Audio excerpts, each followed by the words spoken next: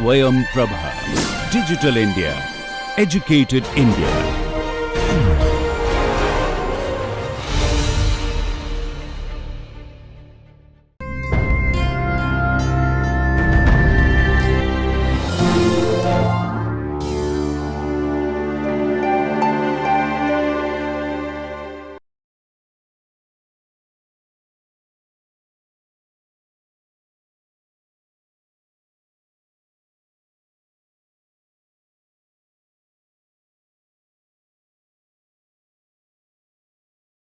Let us continue our discussion on beams. See, in the last class, we had looked at when there is a variable loading on the beam, we cut two sections, one at a distance x from the origin, other one at a distance delta x from it. So, we have looked at two sections cut on the beam and we have isolated this and have drawn the free body diagram for this. So far you have seen that in general both shear force and bending moment varies from point to point along the length of the beam. They do not remain constant. When they remain constant, they are exceptional situations. We had seen when shear force is constant, we had also seen situation where bending moment is constant. They are special situations. In general, both shear force and bending moment varies along the length of the beam. So, when I have taken sections at x and x plus delta x, I will have to write the shear force and bending moment on the negative surface and positive surface with an incremental change. You have to recognize when we wrote the sign convention, for convenience we had shown a finite length. I said it is showing what is happening on the positive surface and what is happening on the negative surface. For convenience, you have provided a distance between them. It is not a block taken out from the beam. Whereas here we cut at section x and section x plus delta x, and you have to write the incremental change in the shear force as well as the incremental change in the bending moment. And it is easy to get the equations of equilibrium written. And what we have learnt was a very important interrelationship, dV by dx equal to minus Wx. Please note, we have got this expression when loading is acting downwards. We have got the expression for that situation. And we have also been able to look at the moment equilibrium and finally got the interrelationship dm by dx equal to V. See, I have all along been saying it is a good habit to plot loading diagram, shear force diagram and bending moment diagram one below the other. In fact, you would see the advantage in the problem that we are going to solve next. You know, I have a bookshelf, impromptu bookshelf. You have a plank and you have two supports and books are stacked on top of it. You know, I also thought that I should give some simple exercises on how engineers do idealization. And you know very well that books have different weights and they are stacked on top of it. Suppose you want to find out what is the bending moment acting on the plank, what can be an idealization to start with? Can I take the weight of all these books to act at the center of the beam and start proceeding, or can I do slightly better, yet simple to analyze? Can I have an idealization? What are the idealizations you have seen in terms of loading? When I said that you have to accommodate the weight of the beam in civil engineering constructions, how do they model the weight? As a uniformly distributed load. So, as a first approximation, you can also replace this by an uniformly distributed load on the beam. Can we do that? Reasonable approximation. You are not putting the entire weight on the center of the beam. You have taken one step ahead.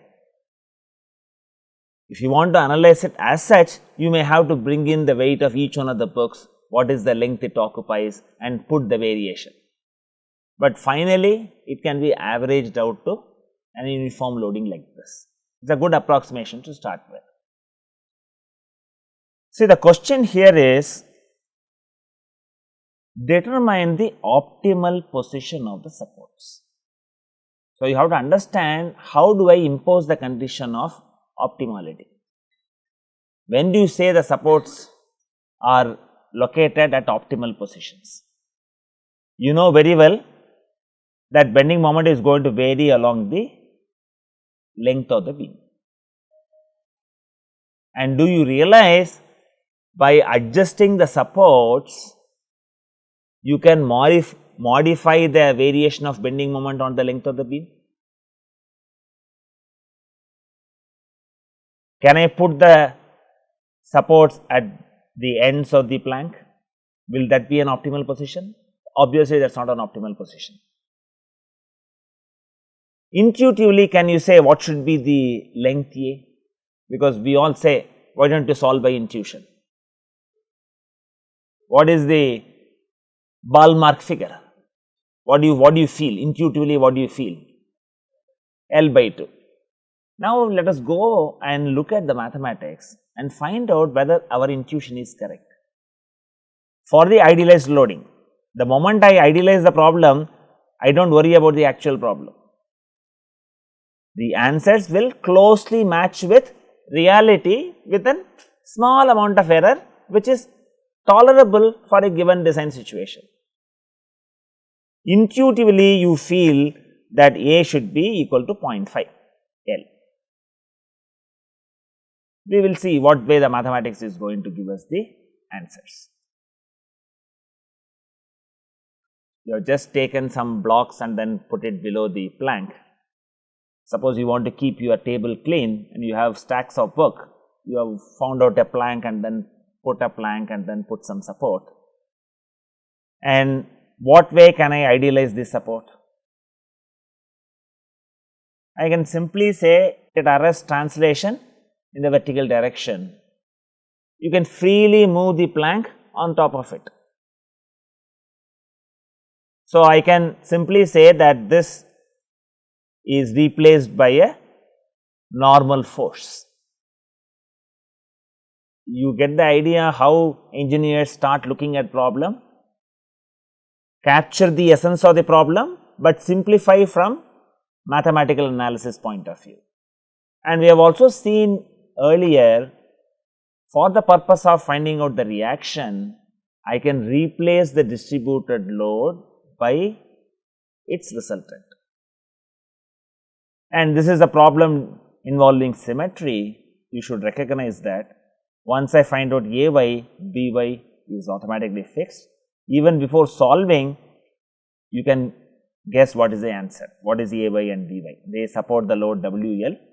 So, it should be 1/2 of W L. So, I have sigma F I equal to 0. This gives me A y plus B y equal to W L. And I have also told you, when we solve problems, when we write moment, when I put the subscript denotes about which point I take the moment. So, I take the moment about point A. So, that gives me, this gives a clockwise moment and this gives an anti-clockwise moment about A. So, I have minus W L A divided by 2 plus B by A equal to 0, and this gives me A y equal to B y equal to W L by 2. In fact, when you solve problems after problems, even by inspection, you should be able to identify what should be the values for Ay and By. Nevertheless, you should write down the mathematical expressions to convince the teacher that you have really determined them, not copied it from anybody else. Now, you have a problem like this, and I have to find out the variation of shear force and bending moment along the length of the beam. You should know how many imaginary sections that I have to cut, so that I get the variation for the entire length. That is also the decision that you have to take. See, if you look at here, when I move along this length, I have a load coming across here. Suppose I have this support at the end and this support at the end, just one cut was sufficient. We have solved the problem, which is simply supported, uniformly varying load. We just had one imaginary section that determined the variation along the length of the beam. So, one aspect which you have to keep in mind is, whenever you have external loads, you have one section like this, and between these two supports I need to have one section, and after this I need to have another section for this. Or you can also argue from symmetry, if I determine for a section here and section here, you can also write without calculation what should happen for the other section. But I would do for all the three sections. So, one of the decisions that you have to take when you have to draw the shear force and bending moment along the length of the beam, you should have a clear idea how many imaginary sections you need to take it, so that you get the expression for the entire length of the beam. So, I put a section at x and I identify this as a section 1, and this is easy for me to analyze. So, I take out this, and we are following the convention by Merriam. So, I put it on the positive surface, a negative direction V is positive and anti-clockwise moment is positive. But the moment I put these forces as per the sign convention, I will have to put all my quantities with respect to the reference axis when we employ the equations of statics. Do not make a mistake there. So, I get V as minus Wx. I am not solving it step by step, I am missing steps. I expect you to fill in the blanks. So, when I use m equal to 0, that gives me m equal to minus Wx squared divided by 2.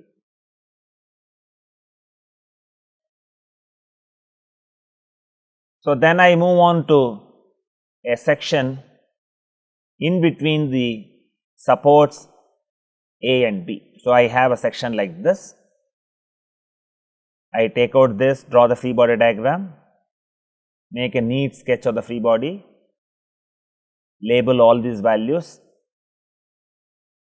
See, if you had numbers for A, W and L, the arithmetic will look simpler, but now this is written in a generic fashion. So, it looks clumsy in that sense, and I have to complete the free body. So, I put the unknown forces, shear force and bending moment like this, and when I apply the equations of statics, I get the shear force as WL by 2 minus Wx, and I get my moment equation as WL by 2 multiplied by x minus L minus A divided by 2 minus Wx squared by 2. Please verify this mathematics. Check in your notes, in your notebooks, verify the calculation. So, I have determined for this portion, the portion 1, what is the expression for shear force and bending moment, and in between the supports I had made a cut and I determined the shear force as well as bending moment, and I would also make a cut at this portion of the beam and write down the equations. So, I would take a section like this, and this is what I said, you have a freedom to choose which portion of the imaginary cut you will take it for finding out the forces. In the earlier two cases, we had taken the segment 1 for analysis. In this, the mathematics is lot simpler if I analyze the segment 2.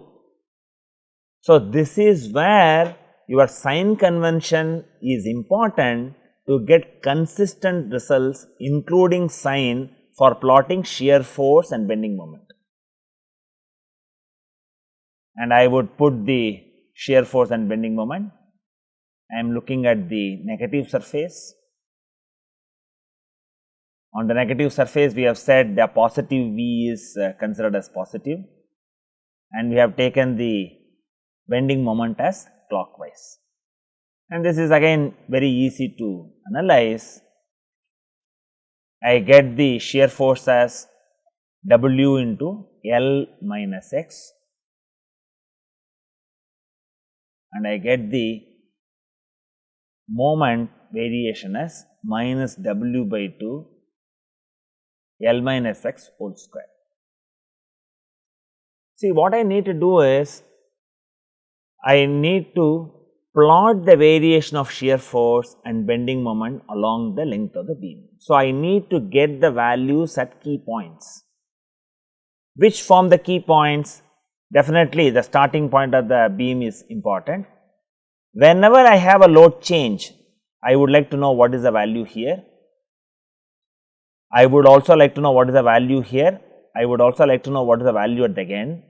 In addition, I would also like to know what is the value at the mid span of the beam. See, for shear force, the expressions are simple and you can easily write down these values from the general expression. In order for me to easily plot the variation of bending moment, let me get these values of bending moment from the earlier expressions. We have already determined for the section ending at A generic expression for moment as minus W x squared divided by 2.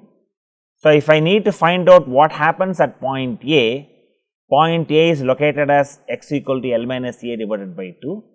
When I substitute for x in this expression, this simplifies to, please do the simplification yourself.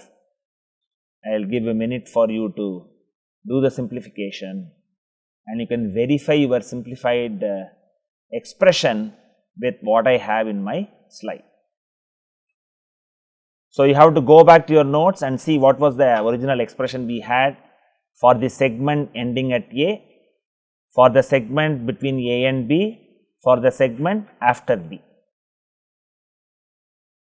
And you have symmetry in this problem. So, what I would get for segment 0 to A would be similar for B to the end of the beam. We would see that black and white in our slide, fine.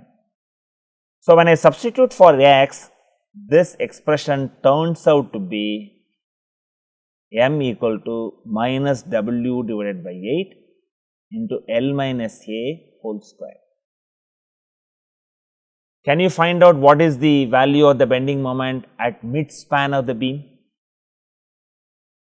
You have the expression, you have the generic expression at mid span x equal to L by 2. So, substitute x equal to L by 2 and calculate at the mid span what is the value of the bending moment. Before even I do that, I find out what is the moment at B, where x is defined as x equal to L plus A divided by 2, and because of symmetry I get an identical answer. I get an identical answer at A and B, that is what you anticipate. This is what I say, you should have physical appreciation of the problem. When there is symmetry, the results what you get also show that symmetry. So, that is one kind of check while you solve the problem whether you are on the right track or not.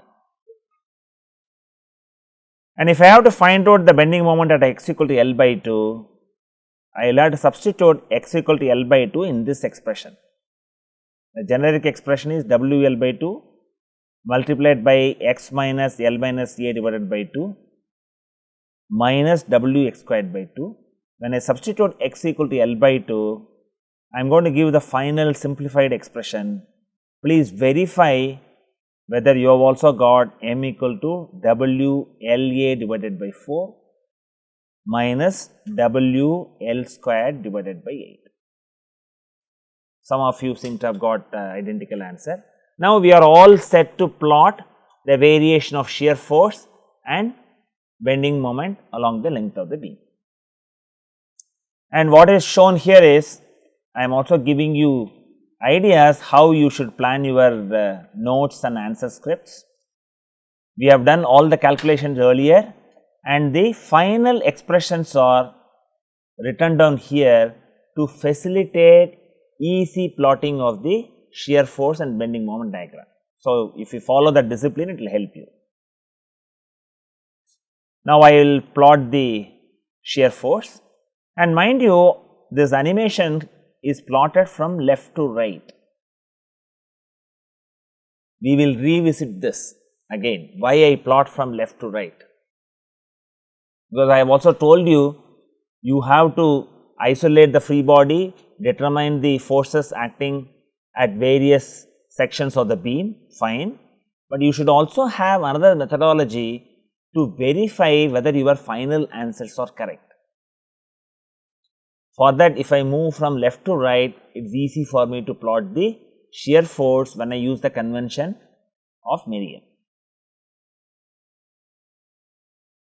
So, I have this expression, this is V equal to minus Wx and it varies linearly, and once I have a external support, the shear force increases at that point and the total value is equal to WL by 2, and then it drops down, touches 0 at mid span and goes like this and plotted like this. Please mind you, this is only illustrative, it is a highly exaggerated picture of the shear force variation. You do not get confused that I plot shear force very clearly, I also plot the bending moment, they are of different units also. Shear force is a force, so I write it in terms of newtons. When I go to moment, I write it in terms of Newton meters. You should not conclude, in my picture I have a very large shear force and it is going to introduce me large stress. In fact, in a practical problem, usually the maximum stress developed by a shear stress would be at least 15 to 20 times less than the bending moment. The stresses induced by bending moments are very significant and that truly dictates the design of a beam. Shear is only an additional effect that you have to consider. So, when I have to find out optimal support, I must look for what is the variation in bending moment to take a decision. Shear force is only an intermediate step, and since you are learning how to draw shear force diagram and bending moment diagram, we are also drawing the shear force diagram for this problem as well as bending moment diagram for this problem. So, you have to keep in mind, from stress analysis point of view, the effect of bending moment is very significant on the beam. The stresses introduced are much higher than the stresses that is caused by the shear force. So, do not get carried away by an illustrative sketch. Now, let me plot the bending moment variation. I have the expressions here. See, this shows that this is a quadratic expression. This is also a quadratic expression, and this is also a quadratic expression. And let me plot, we have already determined the values at key positions. What would be the bending moment at the starting point? At the free end, it is 0.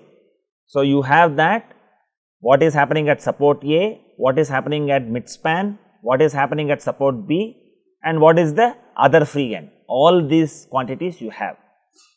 And let me plot this. I have the bending moment diagram drawn like this. The bending moment diagram is very colorful, and this is again illustrative. See, do not compare the peak magnitude of bending moment with peak magnitude of shear force. They are shown very clearly to identify what are the variation. They are not plotted to a scale. Now, the question is, you have drawn the diagram so nicely, you should also investigate, have you drawn it correctly? Is it a correct bending moment diagram? We have definitely followed. This is the quadratic curve, this is the quadratic curve, this is also a quadratic curve. You have learnt few slides back what is the interrelationship between the bending moment and shear force. Can you use that knowledge and verify whether this bending moment diagram is correct? It should be, if you want to accept as a final answer, it should verify the test, it should pass that test when you investigate whether the interrelationship what we have evaluated is valid here. Shall we go and investigate now? I have drawn consistently in all my slides the sign convention for shear force and sign convention for bending moment. See, I deliberately put it at different places. If you see always on the right side, then you do not get the idea of what is a positive surface and negative surface clearly. So, when I write this as a block, if I have the outward normal in the positive direction, that is the positive surface. If I have my outward normal in the negative direction, it is the negative surface. And we have looked at two expressions. One is dV by dx equal to minus Wx. And what I get this is the slope is negative. That is what it says. And obviously, yes, I have the slope of this diagram is, this is a negative slope. So, the shear force diagram, there are no major hiccups. Shear force diagram is consistent with whatever the interrelationship that we have got. Let us look at the interrelationship between bending moment and shear force. The slope of the bending moment diagram is related to the magnitude of V. V is positive as well as negative, fine. So, I will have to look at the slope and verify am I on the right track. I have put a slope here, and what is this slope here? This is a negative slope. Does it tally with what is given in the V? V is negative, so this slope is valid, that is also fine. And as I come to the center of the beam, what happens to V? V goes to 0. And suppose I plot a tangent at the midspan, I would also have a 0 slope. So, this parabola is quite alright with the sign convention and also the interrelationship that what we have determined. So, there is no major hiccup in this parabola. Let us look at, have we drawn this segment correctly? Can anybody identify whether this segment is also correct? It can also be correct. It can also be correct. I have not said it is wrong. We have to establish why it is wrong if we say that it is wrong. Let me again draw the slope. I draw the slope here. My shear force is positive here. My slope is also positive. Apparently, it looks I am not on the wrong side. But look at one more aspect. When it on the free end, shear force is 0. What I am getting here? I am getting a finite slope at the free end. It cannot be there. See, suppose you have a plotter where you feed in this equation, because people have become very lazy now. You know, you have symbolic computations have come, no visualization, you simply feed in the expression, it itself plots beautifully. If you have that luxury, then you will not make a mistake in plotting either the shear force diagram or the bending moment diagram along the length of the beam, because you do not have to apply your mind.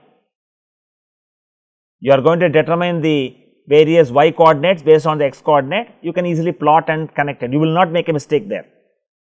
There is a possibility of making a mistake when you do by hand calculation, and when you have this, you have another clue that slope is 0 here. Suppose I replot this portion of the beam, does it satisfy all of it what we have learnt earlier? This is again a parabola, second degree curve.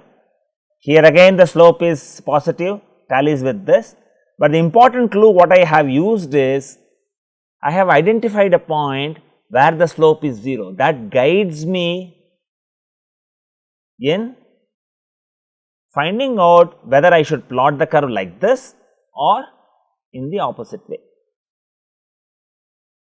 You can also think in one more direction. See, I can also draw a straight line and find out what is the value at the midspan. I can easily find out that is just the average, fine. And you can decide whether the average from your expression at the midpoint, not the average, the actual value at the midpoint is higher than this average or lower than this average. That will tell you whether I should plot the curve in this fashion or in this fashion.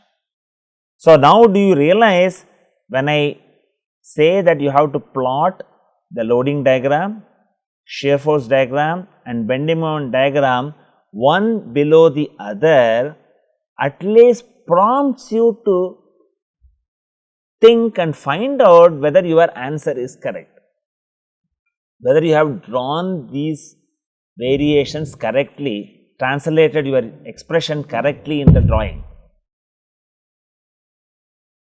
So, that is very, very important. So, that is the reason why I want you to plot one below the other, and I have also given these for a numerical value of A equal to 0.63 L,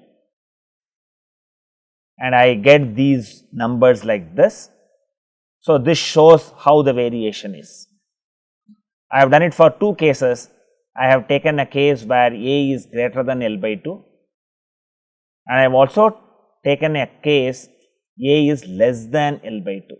Just to illustrate, by changing the position of the supports, you can have totally a different variation of bending moment along the length of the beam. The bending moment variation is totally different here. You can see this in the previous slide, it is like this, and mind you that these are not plotted to scale. I am only interested in the variation. In this case, bending moment is both negative as well as positive. In the other case, bending moment remains negative for the entire length of the beam.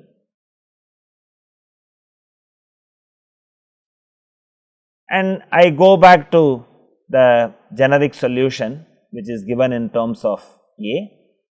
Now, we have to go back and answer the question, what is the optimal position? The intuition said it is 0.5. We have to verify whether it is 0.5. How do I put the condition? See, if I have to apply the optimal condition, I must also know how to bring in that in mathematics. Along the length of the beam, the bending moment varies from negative to positive, and one case when I brought them very close, I had that as on the negative side completely. So, by placing the support, I can vary the variation of bending moment along the length of the beam. Can I say that I would determine these supports in such a manner that whatever is the maximum negative bending moment is equal to the maximum positive bending moment. That means, you are limiting the magnitude of maximum bending moment possible on the beam. Even at the start of this discussion, I said we are not really worried about the sign of the bending moment. I will provide you a reason from strength of materials a little while later. We will revisit it again. Do you get the idea? If I have to get the optimal position, even though you have not done a second level course, I have always been saying this is only feeding information to your second level course, and I thought, can't we not have one problem where with your knowledge you can also do some optimization and get an optimal solution. So, from that perspective, this is a very nice problem. So, what we are really trying to say is, if I find out length A such that the bending moment in the negative side and positive side are equal. Let me put that condition.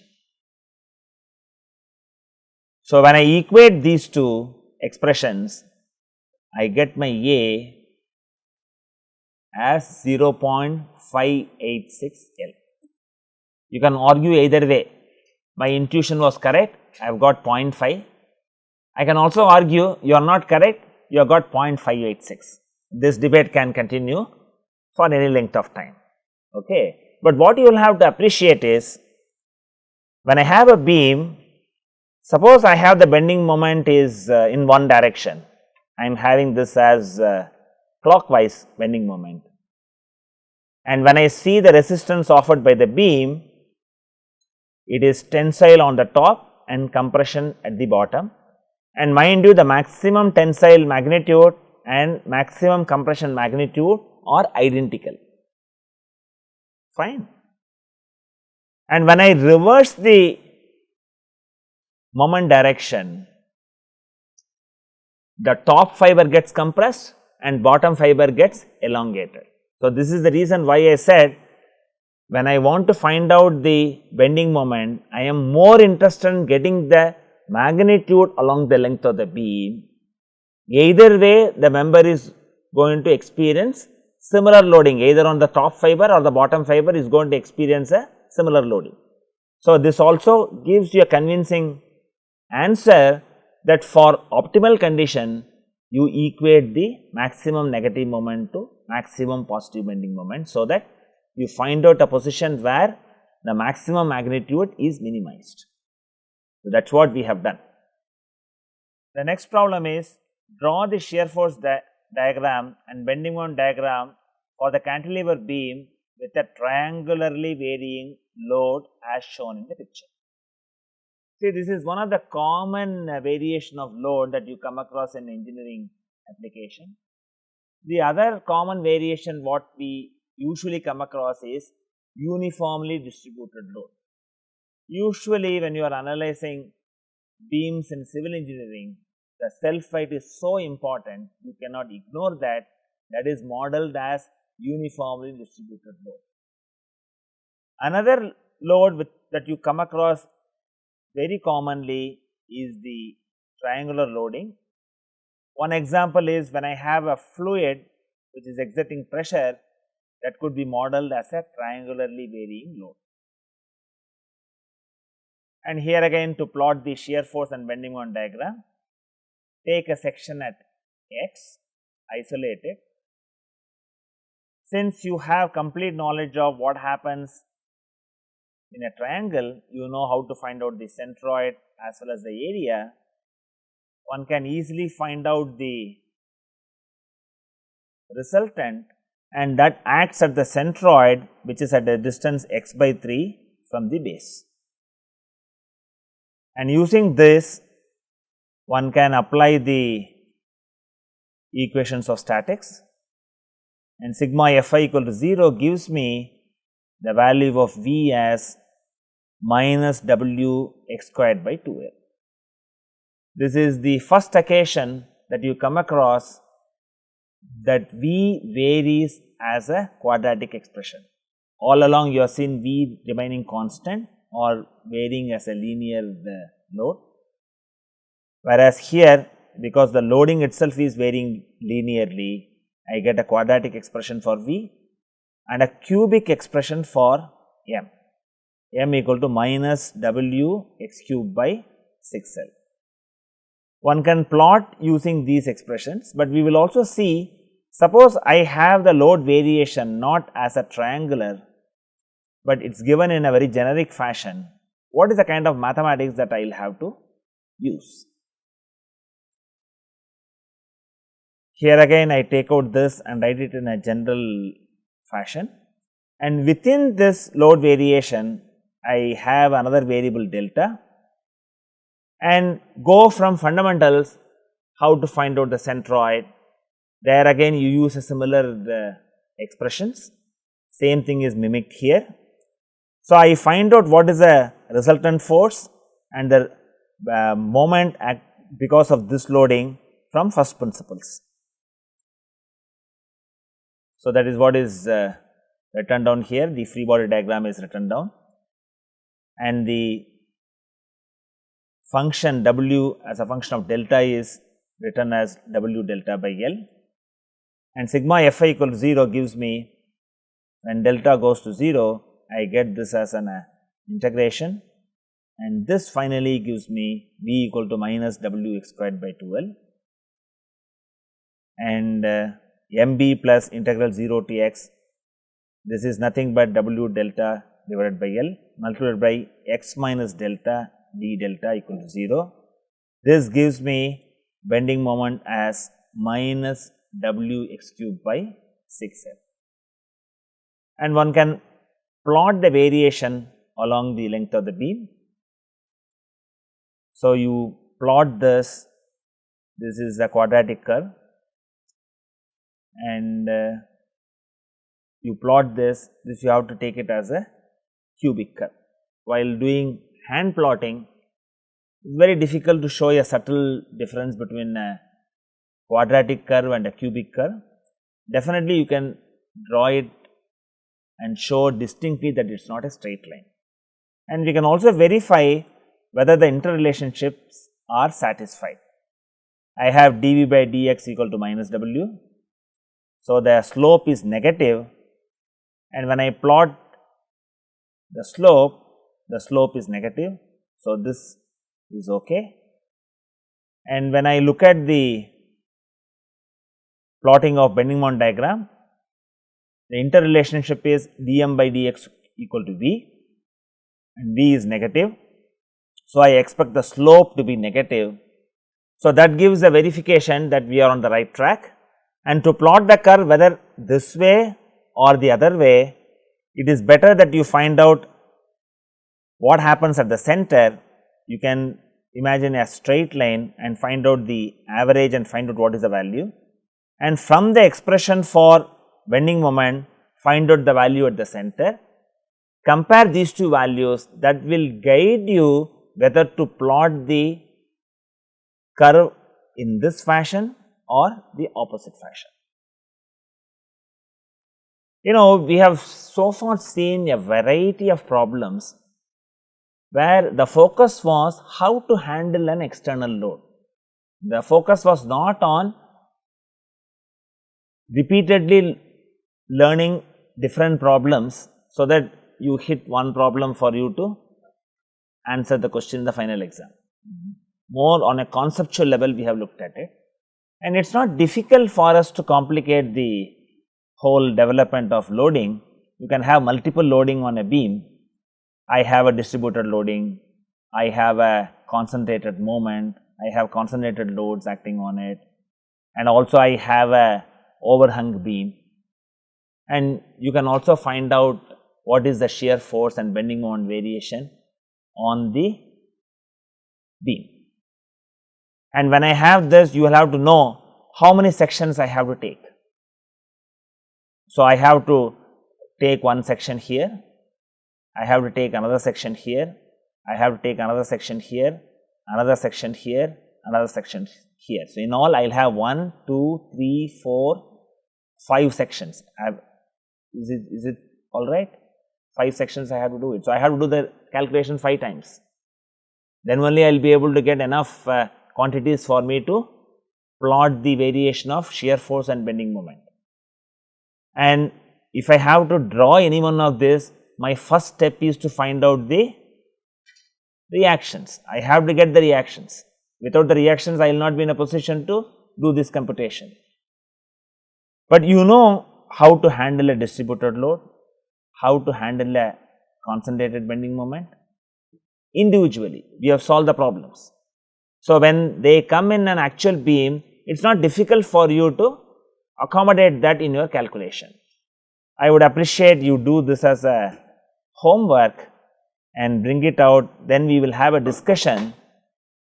I would expect you to identify different free bodies, put the quantities the way we have learnt in the class, and determine the values and plot the shear force and bending moment diagram. Okay. And for you to compare and facilitate your answers, I have put the reactions, and the reactions are 46.16 kilonewton on this end and 2.84 kilonewton on this end. So, it is not at all difficult for you to draw the shear force and bending moment diagram when multiple loads are given in a beam. The only difference is it is going to take you little more time for you to accomplish this. So, in this class we have determined what is the optimal position of supports for a simple problem of arranging a books on a plank. In the process, we learned the sign of the bending moment is not of that concern, only the magnitude is very important. That knowledge you derive from what you see in strength of materials, and we have used that as a criteria to write the optimal condition and determine the distance between the supports. In a sense, it tallied very closely to our intuition, but from a Puritan point of view, it is not exactly intuition. You need the elaborate theory of bending of beams is necessary for you to identify an optimal location correctly. So, that is another way of looking at it. And in all this shear force and bending moment diagram, I re-emphasized what is the role of interrelationships. How do you interpret the interrelationships to verify your final plotting of shear force diagram and bending moment diagram. See, the focus here is, it is not that you have got an answer and you have plotted it in one way without verifying whether this is the correct way of plotting or not. As engineers, you have to be very definitive in your final answers and statements. So, you need to use every possible auxiliary method to verify your answers, at least whether it is in the range of your expectations. Some such visualization is very essential for you to become a good engineer. And we have also looked at another problem where there is a triangular load variation. And finally, we looked up a beam with multiple loadings for you to find out the shear force variation and bending moment. I want you to do it the way that we have done in the class, and in my review, I will solve it from a different perspective, at least give you an idea how to verify your answers. Thank you.